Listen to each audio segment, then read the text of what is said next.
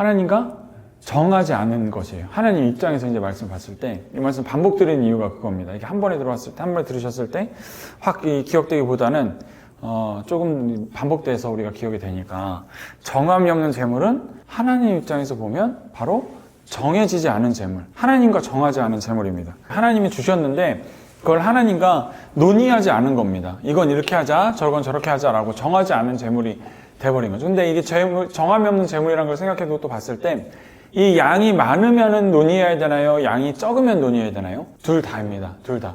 양이 많으나 양이 적으나 하나님과 논의해야 되는 게 맞습니다. 하나님과 논의한 재물로 소망을 잡아라, 소망을 가져라 라는 뜻이에요. 그렇지 않은 재물에는 소망이 없다라는 말씀입니다. 왜냐하면 하나님께 주인이시기 때문에 우리가 1원 1전이라도 하나님과 논의하는 것, 이 정했다고 해서 하나님과 논의했다, 정했다라고 해서 무조건 하나님께 다 드려라 라고 오해를 받는 경우들이 있는데 그게 아닙니다. 하나님께 다 드려라, 바쳐라 이게 아니라 나와 정함, 내가 정함이 있이 준 재물이 나와 정함이 있게 하고 논의해라 라는 말씀이죠. 이 말씀을 두고 저는 이거를 하나님과 전략회의한다라고 생각을 합니다. 전략회의. 이 전략회의는 언제 하는 회의죠? 전쟁에 나가기 전에 하는 회의입니다. 전략을 짜는 거예요. 어느 쪽 방향으로 틀어가서 뭐 이쪽에 산이 높으면 이쪽에 강이 있으면 강을 등지고 산 위로 꼭대기 올라와서 침투를 하던 강 밑바닥을 침투해서 들어가서 뚫고 올라와서 하던 혹시 군대 어디 나오셨어요? 육군 나오셨어요? 아, 또 운동하셨다고 해서 또 뭐 특수한 데 나오셨나 싶어가지고. 육군에서 특수한 데 나오셨어요? 어디 특수한 데 나오셨어요? 아, 약간 트레이너 같은 느낌이었군요. 격투기요? 격투기 어떤 거 하셨어요? 무에타이요? 무에타이 선수 생활 하셨다고요? 그래서 나중에 경호 하신 일도 이제 그래서 하신 거군요. 그래서 이 전략회의, 전략을 가지고 이제 나가는데, 그 특수부대들 보면 강 밑에서 이렇게 막 완전히 사격자세로 올라오고 막 이런 것들도 있잖아요. 그래서 그런 것처럼 전략회의 하는 거죠. 어떻게 전략을 해서 가져갈지. 근데 주님과의 전략회의 하는데 우리는 특별히 어떤 것에 두고 전략회의 하자고요? 재물에 두고 전략회의를 철저히 하시자는 거예요. 전략회의를 하는데 진짜 힘을 뭐 5대5로 분배를 하던 6대4로 뭐 강의 4, 산의 6 이렇게 하던 정말 미묘한 차이로 이 전략의 승부가 결정될 수 있는 전략이죠. 그러니까 1원까지도, 우리 가지고 있는 1원까지도 하나님과 전략회의해야 된다는 말씀입니다. 어떻게 써야 될지. 근데 이 전략회의의 재물이라고 얘기하면 전쟁에 재물이 얻어지는 경우들이 있습니다. 그것을 우리가 뭐라고 부르냐면은 전리품이라고 불러요. 이 전리품을 두고 하나님께서는 전략회의해라 라고 이야기하시는 거거든요. 이 전략재물은, 전략재물, 전리품은 의미가 크게 두 가지가 있습니다. 하나는 이 전쟁에 나갔다 돌아온 사람들의 승전의 축복의 재물 누리고 마시는 거예요. 우리 영화에서 보면 고대 장수들이나 이렇게 뭐 고대 전쟁 영화들을 보면 막 전쟁에 이기고 돌아오면 전리품들로 막 부어라 마셔라 하면서 막 고기도 뜯어 먹고 막 술도 마시고 이런 장면들이 막 잔치를 벌이는 일이 있잖아요. 그렇게 하는 겁니다. 그 전리품을 가져왔다고 해서 그걸 하나도 안 쓰고 다시 다음 전쟁에 쓰는 게 아니에요. 왜냐면 군사들이 나가서 힘써 싸워왔으니 그 군사들이 먹고 누리는 축복의 재물도 된다는 말씀입니다. 그래서 우리가 그 재물을 가지고 뭐 부어라 마셔라 하는 얘기가 아니라 우리의 하나님의 전쟁에서 얻어진 전리품은 우리가 충분히 축복 안에서 누릴 수 있는 전리품이다라는 것이 첫 번째 가장 큰 의미입니다. 축복의 의미, 따라해 보실까요? 축복의 의미, 이거 굉장히 큰 축복입니다. 그리고 두 번째 전리품의 의미는 바로 전략 재물, 다음 전쟁에 나가 싸울 전략 재물로서의 전리품의 의미가 있습니다. 그러니까 이게 균형이 중요한 거예요. 우리가 축복으로 누려서 다 써버릴 것인지 아니면은 다음 전쟁을 위해 써야 되는 게 6, 7, 8이면 2, 3, 4만 우리가 축복으로 누려야겠죠. 그리고 다음 더 큰 전쟁이 얻어질 거 가지고 똑같이 2, 3, 4를 누리더라도 그 모수 양이 커지니까 더 크게 누릴 수 있게 되는 겁니다. 그래서 이게 전략이 필요한 겁니다. 그래서 전리품 한번 나가서 싸웠다고 해서 그것을 다 흥청망청 써버리면 다음 전쟁에 쓸 물자가 없어진 거죠. 근데 이 전리품이 우리에게도 있습니다.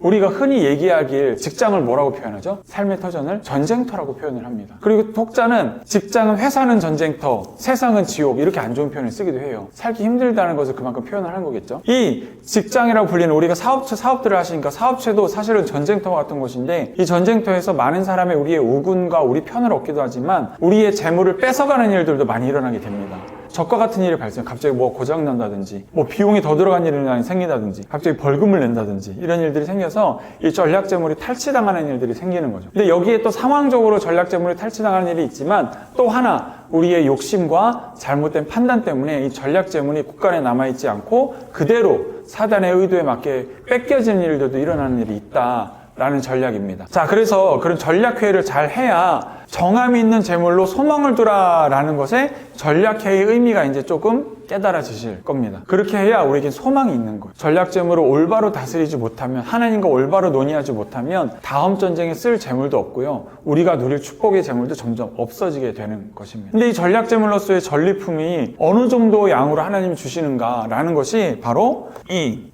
미디안의 전투에서 전리품이 얻어졌던 역사가 있거든요. 미디안 전투는 뭐냐면 모세를 위시한 이스라엘 백성들이 지나가는데 미디안 백성들이 갑자기 쳐들어와서 우리 부녀자들을 겁탈하고 빼앗고 하는 일을 또 우리의 재물을 뺏어가는 게릴라전을 미디안이 벌쳤던 거에서 하나님께서는 우리 이스라엘 백성을 괴롭힌 이 미디안 백성에게 복수해라라고 말씀을 하세요. 복수하는데 어떻게 하냐면 각 지파당 1000명씩만 뽑으라고 해요. 미디안 인구가 그렇게 적지 않았거든요. 그리고 갑자기 쳐들어왔을 때 우리가 대응도 못할 만큼 많은 힘을 냈던 미디안인데 하나님께서는 그 전략에 어떻게 표현하시냐면 바로 지파당 1000명씩만 뽑아라. 그럼 이스라엘 지파가 몇 지파게요? 12지파. 12지파죠. 그럼 12지파에서 1000명씩 뽑으면 12,000명. 12,000명 되는 숫자로 나가라라는 겁니다. 이 전쟁에 의미하는 바가 몇 가지 있는데 가장 큰 의미는 신께 하나님께 바로 복종하였던 전쟁입니다. 이스라엘 백성은 더 많은 백성들을 나가서 싸울 수 있었어요. 왜냐하면 애굽에서 나올 때 그 싸움에 나갈 수 있는 숫자만 계수했을 때 몇 명인 줄 아십니까? 매번 얘기해도 까먹으시죠? 예? 제가 이 얘기하면서 용인 인구 얘기하고 용인 수원 인구 얘기하고 막 했잖아요. 그죠? 용인 60만 명이요! 60만이라고요, 사모님. 거의 60만 얘기했는데도 50만 이러고 있으면 어떡해. 자, 60만에 곱하기 4하니까 240만 되더라. 근데 수원이 100만이, 용인이 100만이고 수원이 140만이니 합치면 240만이니 용인, 수원 다 합친 인구의 사람들이 이스라엘 백성이 전체 인원으로 볼 수 있겠고 그 중에 4분의 1인 60만 명만 나가서 싸울 수 있었다고요. 근데 60만 명이 싸워서 한 번에 그 복수전쟁을 싹 쓸어버릴 수도 있는 전쟁인데 하나님께서는 몇 명만 나가라고 하셨다고요? 12,000명, 각 지파당 1000명만 뽑아서 그렇게 얘기를 하셨다고요. 그렇게 싸우고 싶지 않았을 거예요. 근데 이 사람들은 철저히 하나님께 복종했습니다. 철저히 하나님께 복종했어요. 그래서 진짜 12,000명만 나가서 싸웁니다. 그래서 당연히 승리합니다. 하나님의 전략대로 했기 때문에 그렇습니다. 하나님께서 주신 전략대로 정말 이게 무슨 얘기냐면 전쟁 나가는데 한 사람만 나가 싸우라 이런 거 똑같은 거예요. 일본 가시는데 혼자 가라. 그래도 하나님께서 어떻게 하신다고? 역사하신다고. 저도 지금 생각난 건데 그 말씀에 우리가 말씀에 응답으로 대입해서 정말 하나님께서 주시는 전리품을 아프리카와 일본에서 걷어들이시길 예수님 축복합니다. 한 사람이 중요한 게 아니라 하나님의 말씀에 순종하고 복종했다는 게 중요한 줄 믿습니다. 그렇게 나가시는 곳에 우리가 하나님께서 역사하게 되실 줄 믿습니다. 그런데 거기서 탈취해온 전리품의 양을 적어놨어요. 민수기에. 이 전쟁에. 민수기 31장인데요. 우리 함께 같이 읽어보겠습니다. 시작. 모세와 제사장 엘르아살이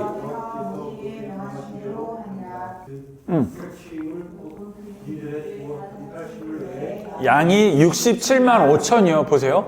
양이 67만 5천이에요. 몇 명 남아서 왔다고요? 12,000명. 근데 양이 67만 5천이었어요. 또 소가 7만 2천이요. 나귀가 6만 1천이요. 사람은 남자와 동침하지 아니하는 사내를 알지 못하는 여자가 도합 3만 2천. 3만 사람까지. 그 절반, 그 싸움에 나갔던 자들의 소유가 양이 33만 7,500이라. 엄청난 양이죠. 우리가 대충 12,000명 나가서 싸웠는데 엄청난 양의 전리품을 하나님이 걷어들이게 하신 거예요.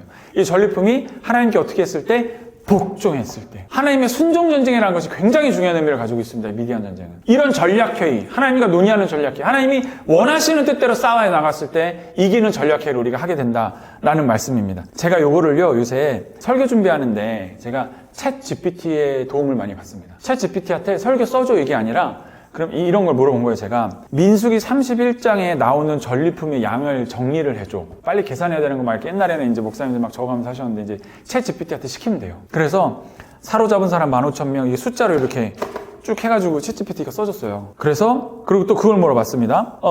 한 사람당 전리품이 얻어진 개수가 그럼 어떻게 돼? 라고 제가 계산을 시켰어요. 12,000명이 나가서 뭐 60몇만, 8만 얼마, 뭐 7만 얼마 다 나왔는데 그럼 한 사람당 얻어진 전리품 개수는 몇 개야? 라고 물어봤더니 양이 57마리, 소가 6마리 분배를 하자면 나귀가 이러니까 한 사람이 대충 받아들인 걷어들인 전리품이 뭐 소, 양, 나귀, 사람까지 다 합해서 100명 정도가 됩니다. 한 사람당 100명. 그러니까 이 나간 사람의 딱 성경에 말하는 30배, 60배 몇 배요? 100배의 결실을 가져온 거예요. 한 사람의 능력으로 100인분의 1을 해갖고 오는 겁니다. 이게 하나님이 주신 복종 전쟁의 결과물이라는 거죠. 아멘이십니까? 그 전리품의 쓰임이 뭐라고요? 두 가지. 하나는 축복, 하나는 다음 전쟁을 위한 예비물자. 우리 사업의 예비물자로도 쓰시게 하시고 우리 축복으로 누리게 하실 줄 믿습니다. 그게 하나님께서 주시려는 우리에게 그 축복의 의미고 바로 전쟁의 내용입니다. 하나라도 하나님과 논의를 해야 됩니다. 하나라도. 근데 이 말씀을 두고 우리가 볼 때 하나님께서 복 주시기를 참 구하는 마음의 말씀 해석과 기도입니다. 하나님께서 복을 주셔야 됩니다. 하나님께 우리 복을 주세요라는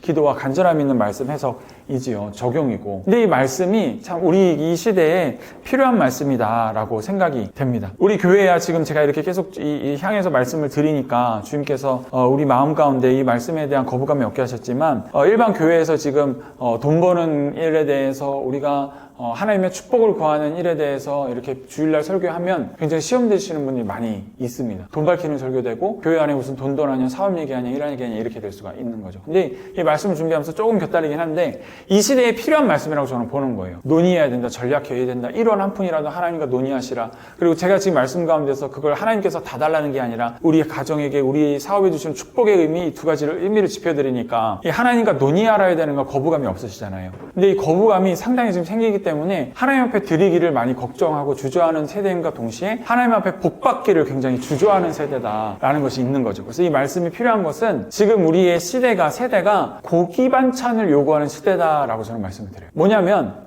바로 사람이 고기 반찬을 먹기 시작한 때가 있거든요. 근데 계속 교회에서는 채식만 하라고 하는 거예요. 너희가 신앙으로 승리하는 거, 사업에서 승리하는 거, 하나님과 물질을 가지고 논의하고 기도하라가 아니라 뭐라고 가르칩니까? 주일 예배 잘 참석하고, 각 예배, 공예배 잘 참석, 수요예배, 금요예배 잘 참석하고, 헌금 열심히 하고, 교회에서 봉사해야 네가 복 받는다라고 가르치잖아요. 근데 그게 본질적인 건 아니거든요. 그러니까 지금 원하는 말씀은 따로 있는데 하나님과 논의하고 전쟁에 나가서 승리하는 너의 방법을 알려주는 교회 메시지가 돼야 되는데 지금 교회 메시지들은 교회 조직을 유지하고 뭐랄까요? 사람들을 더 정착시키기 위한 예배로 만들고 있다라는 거예요. 어떤 식으로까지 좀 표현하냐면 집사님께서 11조 얘기하셨지만 우리 교회는 제가 또 공부를 시켜드리겠지만 11조는 없습니다. 저는 이게 선포하는 거예요. 교회 처음에 11조는 없습니다. 저희 교회는. 근데 하나님께 드린 연보는 있어요. 우리가 이웃의 구제를 위하여 교회 운영을 위하여 내가 마음에 하나님께서 주시는 감동대로 그게 10분의 1이 됐던 100분의 1이 됐던 드리는 거는 본인의 자유고 하나님께 주신 응답대로 하시면 됩니다. 근데 11조를 강제 규정하지 않겠다는 거예요. 주일에 11조는 내셔야죠. 이런 얘기 안 하겠다는 겁니다. 왜냐하면 교회가 정말 모셔오기 힘든 성도 한 명을 붙잡아다 11조 안 내는 죄인으로 만드는 시스템으로 가고 있어요. 네. 결국에는 너무 귀한 한 영혼 데려와서 예배 자리에 앉혀놓고 헌금 안 해서 죄인, 교회 봉사 안 해서 죄인, 교회 예배 제리 안 드려서 죄인, 이런 죄인만 만들어 놓고 있더라는 거죠. 근데 그게 신앙의 본질은 아니잖아요. 집사님 이해하시죠? 그래서 우리 교회 안에서는 나의 신앙에 조금이라도 뭔가 기여할 수 있는 안 좋은 방향으로 나의 내만족으로 또는 남에게 비치기 위하여 만족감을 줄 수 있는 신앙의 행위는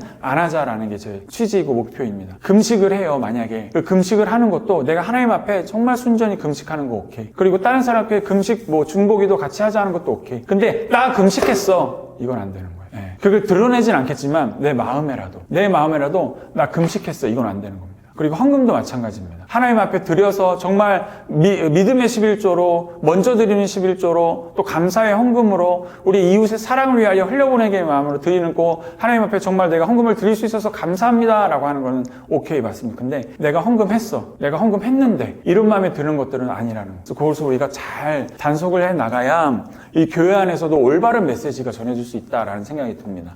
제가 지금 고기를 원하는 세대에 다른 교회에서는 채식을 자꾸 먹으라고 한다가 이런 부분인 거예요. 지금의 세대들은 정말 삶에서 자기 삶을 주님의 말씀으로 변혁시키고 싶은 삶과 말씀이 결합된 설교를 듣고 싶은데 우리 교회에서는 교회 조직을 잘 운영하기 위한 설교만 하고 있다라는 거죠. 그런 훈련만 하고 있다라는 거죠. 그렇게 하는 것은 정말 반대인 교회가 바로 하늘별 교회다라는 말씀입니다. 한 사람의 영혼 살림을 위해서 그 삶의 성도가 상도의 삶이 나아지길 위해서 서로가 기여하고 서로가 기도하고 서로가 물질을 모으는 그런 교회가 되기를 소망합니다. 이제 이러한 선포와 교회 비전에 대해서는 차차 정리하는 대로 말씀을 드릴 거예요. 이게 왜 필요하냐면 아까 고기와 채식을 자꾸 비유해서 말씀드리는데 인류가 고기를 먹기 시작한 때가 딱 나옵니다. 언제냐면요. 제가 그 말씀을 적어놨나? 안 적었네요. 자, 오늘 PPT가 조금 부족합니다. 언제 나오냐면, 노아가 홍수를 겪고 나서 배가 이제 물이 잦아듣고 배가 땅에 댔을 때, 딱 나왔을 때 그때부터 사람들이 육식을 시작해요. 사람의 이 음식의 변화를 살펴보면요, 에덴 동생에는 각종 실과만으로도 사람들이 만족했습니다. 실제로 나무에서 나오는 과일을 이야기해요. 이거는 사람이 경작하지 않아도 되는 겁니다. 씨를 뿌리거나 나무를 키우거나, 이거 하나님께 지으신 세상에서 하나님이 주신 실과, 각종 과일, 실과, 선악과 말고, 생명을 알려주는 나라 말고, 선악과도 선악과가 아닙니다. 생명을 알게 하는 생명나무죠. 그 선악을 알게 하는 나무죠. 그래서 우리가 쉽게 해서 그 선악과라고 하는데, 자, 그쪽에서는, 에덴 동산에서는 각종 실과만으로도 사람들이 먹고 살았습니다. 근데 에덴 동산에서 쫓겨난 다음에 어떤 수고를 해야 돼요? 땅을 경작하는 수고를 얻게 해야 되고, 여자는 해산하는 고통을 그때 얻게 됩니다. 그때까지만 해도 곡식만 먹었어요. 채식이었습니다. 근데 그 이후에, 노아의 시대 이후에 어떤 일이 있었냐면, 너희들이 이 땅의 모든 짐승들을 너희 먹을 거리로 삼아라 라는 말씀이 그때 나옵니다. 근데 지금 시대는 그때 시대예요. 육식을 필요로 하는 시대인데 아직도 에덴 동산의 실과만 먹어라 라고 이야기를 하고 있는 거죠. 삶에서 원하는 것은 교회 공동체와 교회 안에 따뜻한 감정, 이게 아니라 정말 삶에 나갔을 때 거기서 먹고 살 수 있는, 거기서 버티고 견뎌내고 이겨낼 수 있는 말씀의 승리를 가르쳐야 되는, 고기를 먹여서 힘을 나게 해야 되는데, 아직도 교회에서는 채식만, 아직 치꼬리만 지금 캐먹고 있는 실정이라는 거죠. 교회 안에서 돈을 가르쳐야 되고 물질을 가르쳐야 되고, 이 물질에 대한 게 하나님의 전략을 가르쳐야 된다라는 말씀입니다. 그래서 그런 전략회의와 실제 할 수 있는 일들 우리가 하고 있잖아요, 집사님, 그죠? 우리 사모님께서도 그렇게 하고 계시고, 카페 운영을 하시면서, 그러면서 이제 좋은 일이나 또 헌금도 하시고 선교도 하시고 하시는데, 그런 것들을 하는 교회가 돼야 되겠다. 그래서 많은 사람들이 오는 교회보단 많은 사람을 돕는 교회 되게 해주세요 라는 것이 바로 우리 교회가 시작하면서 정한 1번 기도 제목입니다. 그래서 주님께서 주신 물질과 기쁨으로 또 많은 사람을 돕게 되시는 여러분 되시길 예수님을 축복합니다. 아멘. 이 사람들이 이 기본 자료들을 또 제가 좀 구했었는데, 조사를 해서 붙였는데, 뭐냐면 이 청년들에게 고기를 먹여야 된다라는 것을 이제 어떤 것을 보게 되냐면, 보세요. 이 엔잡이라는 것이 그것의 현상 중에 하나거든요. 먹고 살기가 얼마나 각박한지, 또 하나의 직장만으로는 이들이 얼마나 먹고 살 수가 없는지에 대한 지표예요. 그래서 지금 M잡러가 직장인 10명 중 3명은 M잡러라고 합니다. 잡코리아랑 알바몬에서 조사하는 거예요. 그래서 지금 20대, 30대, 40대, 50대 해서 전체 30대는 비율은 30%가 넘어가요. 그래서 N잡을 가진 사람들이 많이 생겼다. 30%면 굉장히 큰 거거든요. 직장인의 2명은 그냥 멀뚱멀뚱 회사만 다니고, 나머지 1명은 끝나자마자 가서 배우고, 일하고, 스마트 스토어하고, 쿠팡이츠 하고 막 이렇게 한다는 거예요, 지금. 주말에 주말 알바하고. 이게 지금 3분의 1이랍니다. 2명, 3명 있으면 1명 그러고 있다는 거예요. 그런데 자크 아탈리라는 미래학자가 있어요. 프랑스 미래학자인데, 이 사람이 무슨 말을 만들었냐면 디지털 노마드라는 말을 만들었어요. 많이 들어보시죠, 노마드. 유목민이라는 뜻인데, 이제는 사무실에 앉아서 일을 하는 게 아니라 컴퓨터 한 대만 있으면 어디서든지 일을 할 수 있는 사람들이 생긴다. 그거를 1990년대에 이야기했어요. 그때는 다 콧방귀 꼈거든요. 야, 사무실 아니고 무슨 일을 해. 밖에서 그게 백수지 무슨 일하는 거야. 94년도인가 그 얘기를 했어요. 근데 지금은 그게 일반이 됐거든요. 재택근무도 활성화되고 사무실도 사실은 없어도 되는데, 그래도 조직문화라는 것이 한국 사회를 이끌어가기 때문에 그 조직문화 때문에 지금 사무실이 있게 하고, 출근도 유연 탄력근무제가 더 10시에 출근하면 8시 퇴근 이런 식으로 해서 막 하잖아요. 그걸 얘기했던 사람이 뭘 또 얘기했냐면, 프랑스 미래학자 자크 아탈리가 미래의 N잡의 개수에 대해서 이야기했는데, 몇 개 정도 될 것 같으세요? 한 사람당 가지고 있는 직업 개수. 이거는 단순히 부업이 아니라 그 사람의 주 수입을 할 수 있는 개수를 이야기합니다. 이 숫자를 가질 수 있는 것은, 힌트를 드리면 AI의 발달. 저도 지금 설교 준비하는데 챗GPT 도움을 많이 받거든요. 무슨 자료조사라든지 이거에 관련된 구절이라든지, 또 이렇게 나온 것에 대해서 제가 사전을 찾아볼게 아니라 거기서 바로 물어본다든지, 그런 것에 대해서 하는데, 한 3명 정도의 일을 챗GPT가 해주는 것 같아요. 대형교회 목사님들이 스크립터를 한 5-6명씩 두고 하세요. 그럼 그분들이 이제 막 주석 찾아가면서 그 일을 하는 거거든요. 근데 이 AI의 발달과 기술의 발달로 미래의 사람들의 N잡의 개수는 이 개수다라고 이야기하는데, 몇 개 정도 될 것 같으세요? 5개, 사모님. 더 위. 10개보다 더 많다고요. 아니. 집사님이 이해하셨죠? 뭐냐. 공대 아니에요? 공대가 아니라 폰만 치니까 그렇죠. 뭐냐면, 미래의 N잡러의 직업의 개수를 몇 개라고 이 사람이 예측을 했냐. 가천과학관에 이렇게 나왔었어요? 직업의 개수. 전체 직업의 개수 말고 한 사람의 가지고 있는 N잡의 개수. 내가 지금 한 3잡, 4잡 정도 하잖아요. 네. 아, 맞추니까 되게 싱거워. 17개요? 아니, 저렇게 수업 안 듣다가 맞추는 사람이 얘기해. 한 사람이 17개 직업을 하는데, 네. 거기에는 이제 강사, 뭐 디자이너 이런 것들 다 AI가 다 도와줄 수 있거든요. 네. 비슷한 계열로 가질 수도 있고 다른 계열로 가질 수 있고 17개. 카페 사장님이면서 크리에이터, 마케터, 또 뭐 인플루언서, 또 뭐 글을 쓴다 그러면 작가, 뭐 공구, 판매자, 뭐 유통업자 이렇게 막 다 해서 17개의 직업을 가질 수가 있대요. 근데 그 사람의 디지털 노마드를 지금 25년 전, 30년 전에 얘기했는데 지금 그게 됐거든요. 근데 그 세월의 개수를 한 10년 안짝으로 봅니다. 그러니까 엔잡이 굉장히 많은 거예요. 자, 직장인 10명 중 7명은 아까 3명은 실제로 엔잡러가 되고 싶다 하는 사람들이고요. 하는 사람들. 근데 너 그러면은 할 생각은 있냐 물어봤을 때 그때는 3명 중 2명 이상이 나는 엔잡 하고 싶다라고 이야기를 하고 있어요. 그러니까 그 잠재적으로 엔잡러가 이제 일반화된다는 겁니다. 이런 시대인데, 그러니까 이 청년들이 고기가 필요한 돈 버는 일에 대한 고민과 이 깊은 갈등이 굉장히 많은 시대에 아직도 교회에서는 그죠? 예배 잘 참석해라, 수련회 물론 좋죠. 뭐 교회 행사들 다 참석해라, 리더해라, 그리고 헌금해라. 이게 어떤 메시지를 안 좋은 게 아니라 네 시간 나한테 내놔라, 네 돈 나한테 내놔라, 이런 브랜딩이 되어가고 있는 거예요, 교회 메시지가. 근데 실제로 우리가 모여서 하는 일이 교회 조직과 교회 내부를 탄탄히 하기 위한 프로그램들이 아니라 정말 청년들을 도와줄 수 있는, 청년의 엔잡 고민을 같이 도와주는 크리스찬으로서 도와줄 수 있어서 그런 걸 도와줄 수 있는 모임 과 활동들이 활발해지는 그 B&I처럼 저는 교회 안에 B&I 모델을 접목하고 싶은 생각도 있거든요. 서로 네트워킹하고 서로 사업에 기여하고 제가 마케팅으로 기여하고 또 대표님께서 아는 사람의 마케팅을 소개시켜주고 이렇게 하는 것처럼 서로의 사업에 이제 소개를 통하여 도움을 통하여 할 수 있는 것들을 하는 것처럼. 왜냐하면 집사님을 제가 도와드린다고 하지만 저도 역량이 늘어나는 거거든요. 일본 쪽에 전단지 저 처음 만들어 봤어요. 그럼 나중에 이제 누가 오면 저 일본의 전단지도 만들어 봤고요. 이렇게 되는 거거든요. 그런 것들이 이제 서로가 기여하는 겁니다. 그래서 그런 것들을 할 수 있는 교회가 되고 싶다라는 게 또 의미입니다. 그래서 또 하나 선포하기는 우리 교회가 이제 3월 달부터 크리스찬 엔잡 연구소를 운영할 겁니다. 크리스찬 엔잡 연구소라고 이름을 붙여서 명명하고, 그리고 그 연구소에서 활동하고 싶은 분들 오세요 해가지고 같이 요 서초동 지역에 청년들을 좀 이렇게 모여서 네트워킹하는 커피챗을 먼저 시작을 해서 그걸 정식 예배로 좀 발전시켜 나갈 생각이 있습니다. 그리고 기독교 세계관 연구원이라는 이윤석 박사님과 또 기독교 세계관 연구원에 소속된 그 연구원 우리 박사님들 계세요. 그 박사님 문화에 관련된 분, 또 우리 외국에 관련된 분들, 또 이주민 관련된 분, 또 우리 또 일과 영성에 대해서 석학이신 우리 또 박사님들과 함께 그런 포럼을 또 열어서 우리가 단순히 모여서 하는 것보다도 그런 전문 분야의 그루라고 표현을 하거든요. 뭐 지도자나 인도자 되시는 멘토분들을 좀 초청해서 강의도 듣고 하는 일들을 이제 커리큘럼을 짜고 있습니다. 그래서 이게 바로 전략회의를 하는 진짜 교회가 되기 위해서 단순히 하나님과 어떻게 하면 좋을까요? 기도마 장소에서만 머무는 게 아니라 전문가들의 의견을 듣고 우리 동시대에 살아가는 우리 주변의 사람들의 이야기를 같이 듣고 해서 그런 이야기를 모아서 우리가 하나님과 정말 치밀하게 전략회의나 할 수 있는 그런 플랫폼으로서의 교회가 되기를 바라면서 그런 일들을 준비를 했습니다. 이런 것들이 결국에는요, 어떤 방향성을 가져야 하느냐. 우리가 지금 하나님 앞에 내가 전략회의해야 되는 것을 우리가 공부했습니다. 하나라도 논의하고 하나님의 축복의 제물로서 또 다음 전쟁을 위한 예비물자로서 하고 또 그것들이 이 시대에 어떤 메시지를 주는지, 우리 교회가 어떻게 해야 되는지, 우리가 어떤 마음으로 이것을 대해야 되는지 했을 때 또 이 말씀이 굉장히 중요합니다. 우리 안에 이 힘과 또 정리됨과 질서 회복과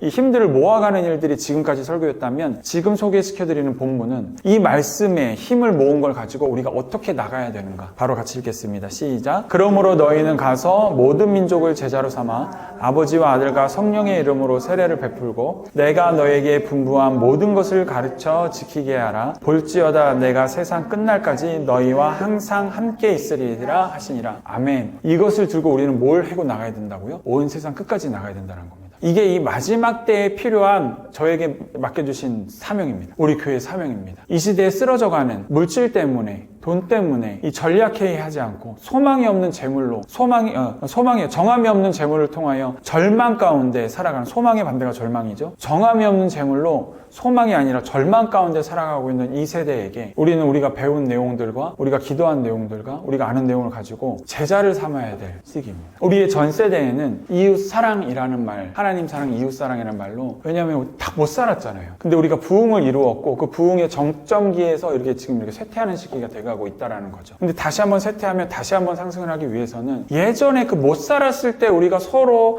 먹을 것을 나누고 그죠? 불쌍한 집에 쌀 이렇게 한 배 갖다 주고 이런 방법으로는 우리가 지금 그 방법은 아니라는 거예요. 이만큼 생활 수준이 올라온 상태에서 우리가 한 번 더 이 세상에 영향력 있는 크리스찬이 되기 위해선 우리가 이러한 물질에 관한 전략 회의, 그리고 뱀같이 비둘기같이 순결하고 뱀같이 지혜로운 물질의 사용, 운용, 이거에 대해서 우리가 공부하고 배우는 것이 바로 우리가 이 세대에게 가서 제자로 삼아야 될 콘텐츠라는 말씀입니다. 아멘이십니까? 그러기 위해서 제가 그래도 10년 동안 직장 생활을 하게 하셨고, 그리고 지금 세워진 위치에서는 많은 사람들에게 이러한 것들로 강의할 수 있는 콘텐츠까지 만들어 주셨어요.